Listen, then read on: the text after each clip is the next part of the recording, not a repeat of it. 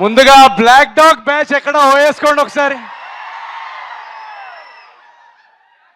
మన feelings batch ఒకసారి వేసుకోండి. గడ్డాలు ఉన్న వాళ్ళందరూ,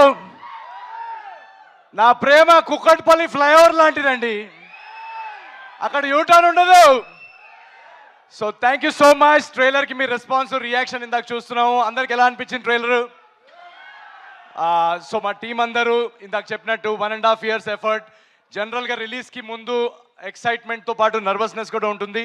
సో మేమందరం నర్వస్నెస్ కంటే ఎక్సైటెడ్గా ఉన్నాం, ఎందుకంటే ఈ నవ్వులు, ఈ ఎనర్జీ, రేపు పండగ Jan 14th సంక్రాంతికి మీ అందరూ మీ ఫ్యామిలీస్తో రచ్చ చేసే ఎలిమెంట్స్ మొత్తం నింపేసాము. సినిమా అంతా start to finish non stop entertainment ఇచ్చాం, బ్యూటిఫుల్ హ్యూమన్ ఎమోషన్స్ ఇచ్చాం. సో అనగనగా ఒక రాజు అనే సినిమా మొన్న మేము స్క్రీనింగ్లో చూసుకున్నప్పటి నుంచి మేమందరూ ఎక్సైట్మెంట్ ఆపుకోలేకుండా ఉన్నాం Jan 14th ఎప్పుడు వస్తుందని. సో మీరందరూ ఖచ్చితంగా వచ్చి మీ ఫ్యామిలీస్తో వచ్చి చూస్తే ఎంజాయ్ చేస్తారు. ఈ సినిమా చాలా ఒక ఫన్ వాచ్ అందరు చెప్పినట్టు.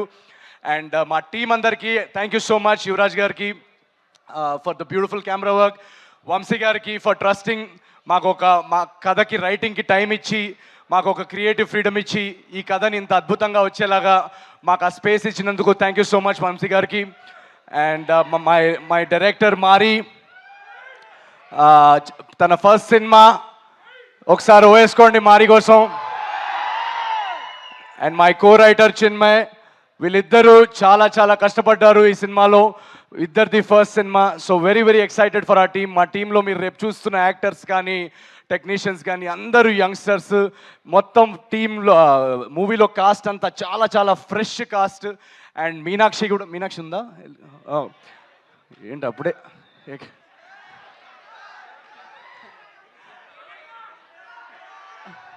ఈ గడ్డం లేని బ్యాచ్ అలా వెళ్ళిపోతారండి, ఫీలింగ్స్ ఉంటాయి కదా పెరగడానికి.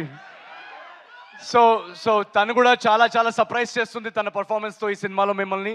So we are all very excited at this point. And మీకు తెలుసు పండగకి చాలా సినిమాలు వస్తున్నాయి. సో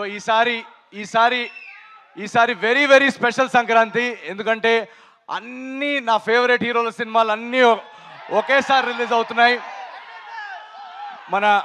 మన డార్లింగ్ ప్రభాస్ అన్న సినిమా.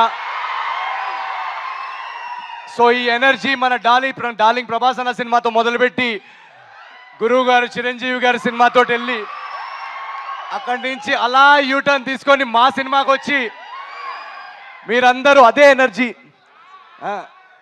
మా సినిమాకి వచ్చి మీరు అందరూ అదే ఎనర్జీతో ఎంజాయ్ చేసి అటు రవితేజ గారి సినిమా కానీ వీళ్ళందరూ నేను స్క్రీన్ మీద మీలాగా నేను కూడా అక్కడ వెనకాల నుంచొని అరుపులు చేస్తూ బాగా గోల పెడుతూ వీళ్ళందరూ సినిమాలు చూసేవాడిని.